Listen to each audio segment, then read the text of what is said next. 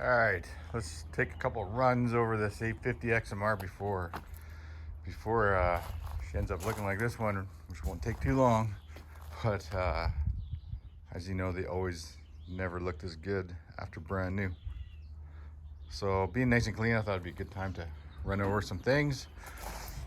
I'm gonna do a few videos, the difference between the couple, some specific ones, then a walk around and whatnot. This one's just going to be based on the intelligent throttle control, which is right there for your throttle thumb with the 4-wheel drive, 2-wheel drive, and finally diff lock mode. But for now, we're going to get into these modes right here. So more or less, when you're on this machine, you know, compared to the old days, you pretty much had go mode.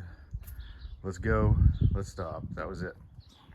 Not that that's a big problem. You learn how to drive them either which way anyways. However, it is nice to have, especially when you get up into the more bursts of power machines. So you're up to 78 horse in this. It's the one down from the 1000, the 850.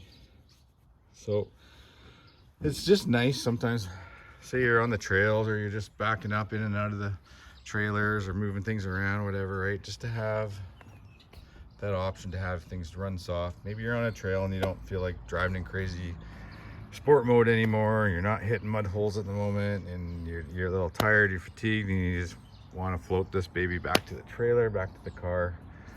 All you do is you put this into eco mode. So there's basically an eco mode, a normal mode, trail mode kind of thing, and then you have your sport mode.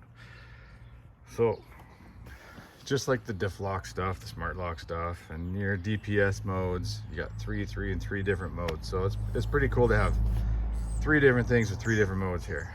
Now the big question is it a gimmick?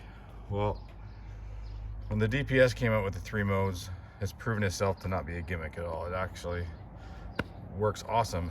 I use it in my X3 all the time. It makes a difference totally depending on my riding, and then to have it here with just like a smart lock and that and the XMR works awesome. So the ITC modes, do they work? Well, I got the chance to test it out, and just like the other guys here, 100% work, 100% noticeable, but they do their trick. So testing it, we were in eco mode, and you know, it's just nice. You press on it and just gives you that extra play at the start. It's not gonna just take off and lift up kind of thing, you know. Even like this, when I don't have that, sometimes I'm loading and clicking the plow on and whatnot, just different things like that, or just doing a short couple moves to move around somewhere. It's nice to not have that where you just touch it and it just flares up, right? So in eco mode, this thing feels a lot softer and smoother and tamer than the 650 in just regular mode. But then you go to the normal mode in between the two, and it's pretty close to what this is.